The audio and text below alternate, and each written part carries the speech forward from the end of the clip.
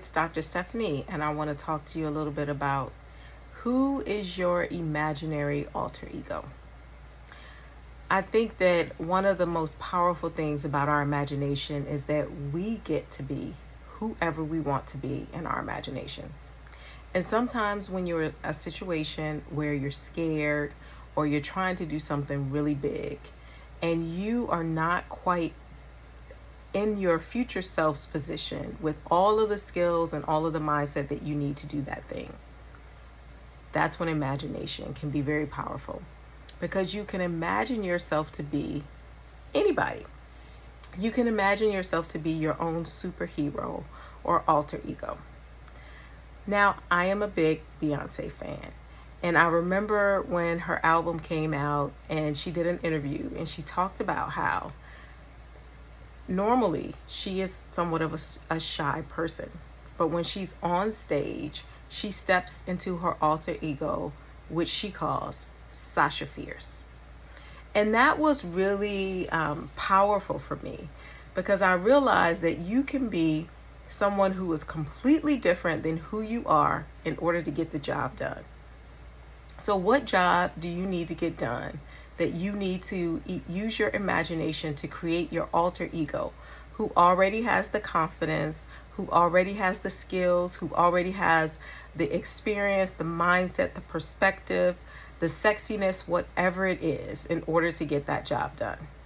I know for me, my alter ego is Sasha Fierce.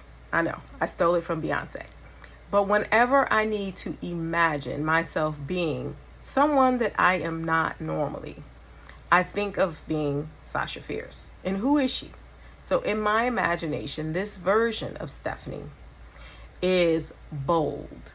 She is beautiful. She is confident in her own skin.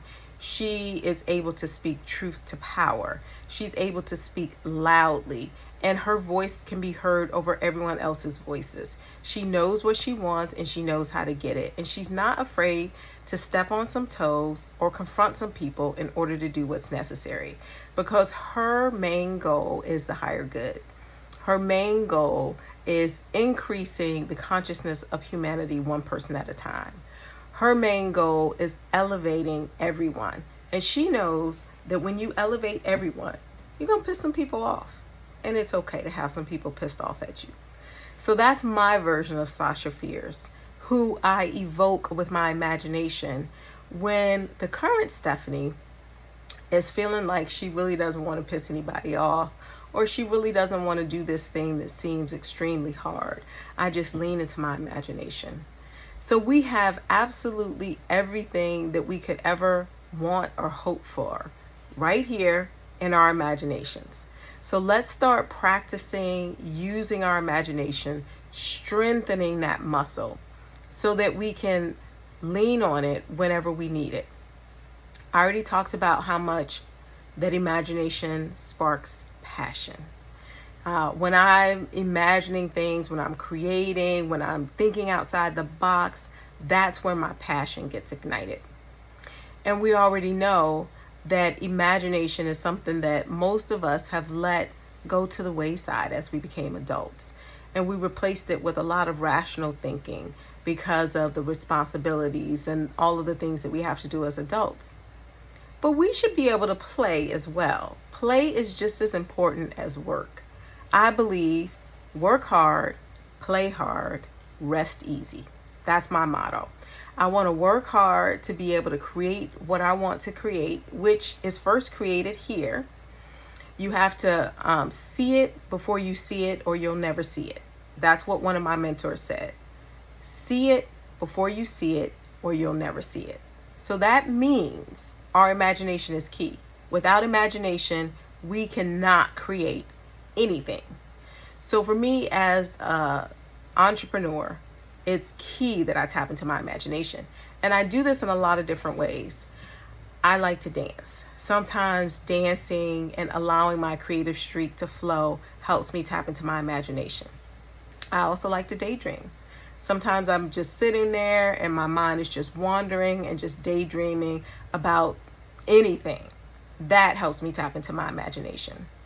I practice visualization on a regular basis. And visualization is different than daydreaming because it's very specific. You're evoking the scents, the smells, the sights, the feelings that you want to have when you actually reach the vision that you're creating for yourself.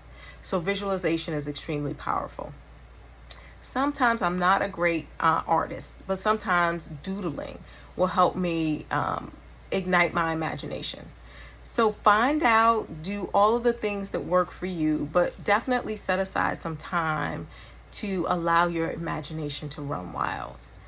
Just think about the things that have been created in this world that no one would ever have thought to create except for somebody's imagination. You have that power within you. I have that power within me. We might have to call on that alter ego to get us in that space, that imaginative space where we're ready to kind of step out there and do those things that we want to do. But it's all good because it's all here. All right. So that's what I wanted to say about imagination. Keep imagining, keep dreaming, keep playing, and stay joyful. Until next time. Bye-bye.